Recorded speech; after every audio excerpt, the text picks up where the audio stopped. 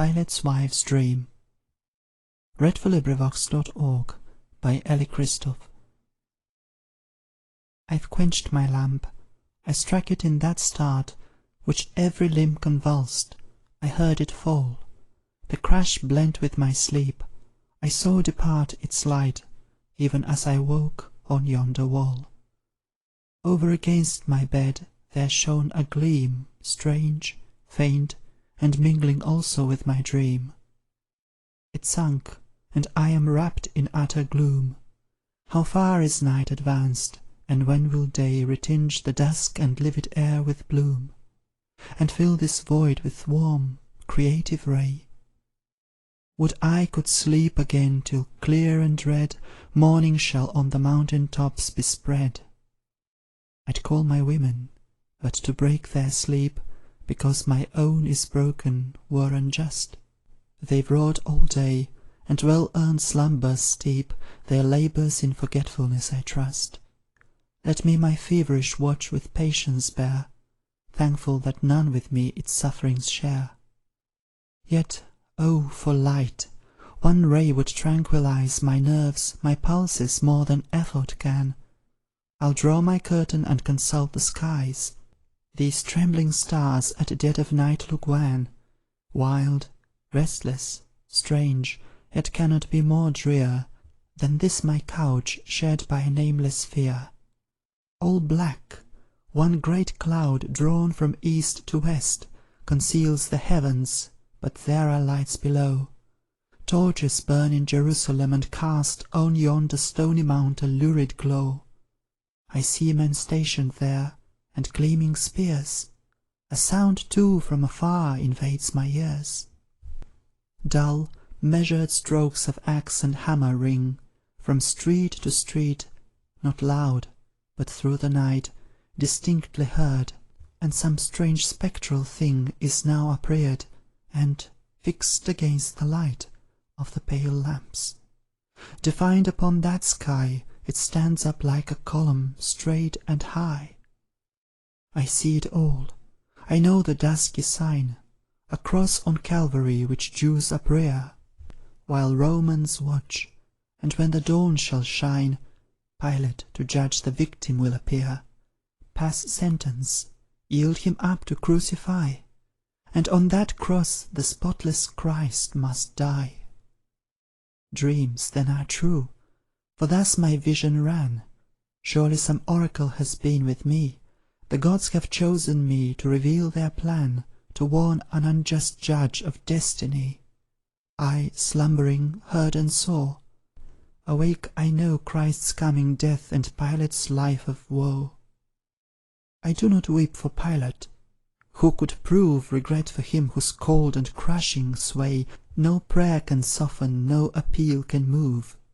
Who tramples hearts as others trample clay, yet with a faltering and uncertain tread that might stir up reprisal in the dead? Forced to sit by his side and see his deeds, forced to behold that visage, hour by hour, in whose gaunt lines the abhorrent gazer reads a triple lust of gold and blood and power. A soul whom motives, fierce yet abject, urge Rome's servile slave and Judas' tyrant scourge. How can I love or mourn or pity him? I, who so long my fettered hands have wrung. I, who for grief have wept my eyesight dim, because, while life for me was bright and young, he robbed my youth, he quenched my life's fair ray, he crushed my mind, and did my freedom slay. And at this hour, although I be his wife, he has no more of tenderness from me than any other wretch of guilty life, less, for I know his household privacy. I see him as he is, without a screen, and by the gods my soul abhors his mien. Has he not sought my presence, dyed in blood, innocent righteous blood shed shamelessly? And have I not his red salute withstood? I, when, as erst, he plunged all Galilee in dark bereavement, in affliction sore, mingling their very offerings with their gore. Then came he, In his eyes a serpent smile, upon his lips some false, endearing word, and through the streets of Salem clanged the while his slaughtering, hacking, sacrilegious sword. And I, to see a man cause men such woe, trembled with ire, I did not fear to show. And now the envious Jewish priests have brought Jesus, whom they in mockery call their King, to have by this grim power their vengeance wrought, by this mean reptile innocence to sting. Oh, could I but the purposed doom avert, and shield the blameless head from cruel hurt! Accessible is Pilate's heart to fear, omens will shake his soul like autumn leaf.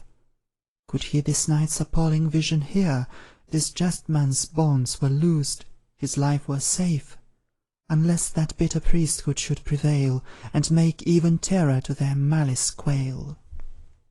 Yet, if I tell the dream, but let me pause. What dream? Erewhile the characters were clear, graved on my brain.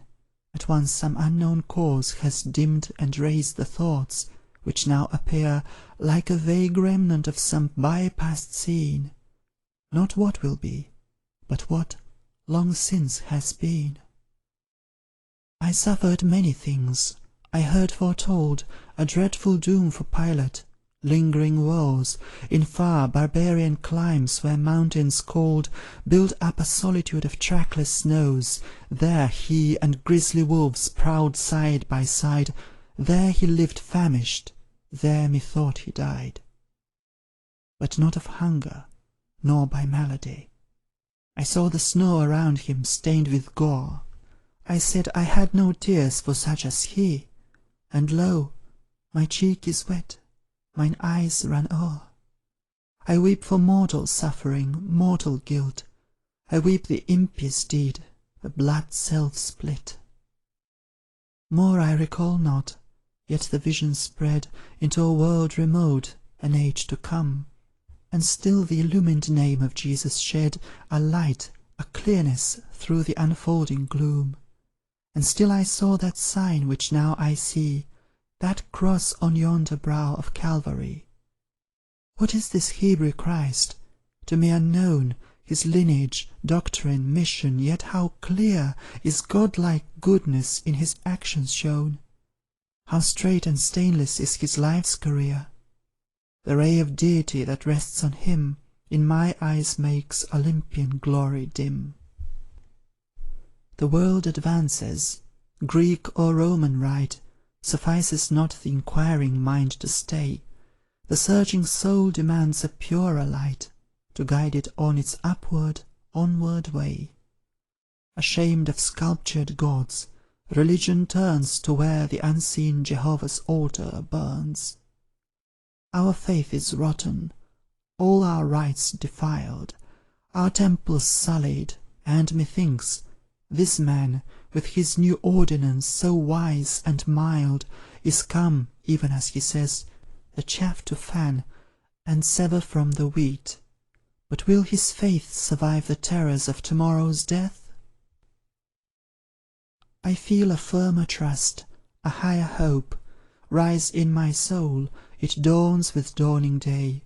Lo, on the temple's roof, on Moriah's slope, appears at length that clear and crimson ray, which I so wished for when shut in by night. O opening skies, I hail, I bless your light. Part clouds and shadows, glorious sun, appear. Part mental gloom, come insight from on high. Dusk dawn in heaven still strives with daylight clear. The longing soul doth still uncertain sigh. Oh, to behold the truth, that sun divine, how doth my bosom pant, my spirit pine! This day time travails with a mighty birth, this day truth stoops from heaven and visits earth. Ere night descends, I shall more surely know what guide to follow, in what path to go. I wait in hope, I wait in solemn fear. The oracle of God, the sole true God, to hear. Currer. End of poem. This recording is in the public domain.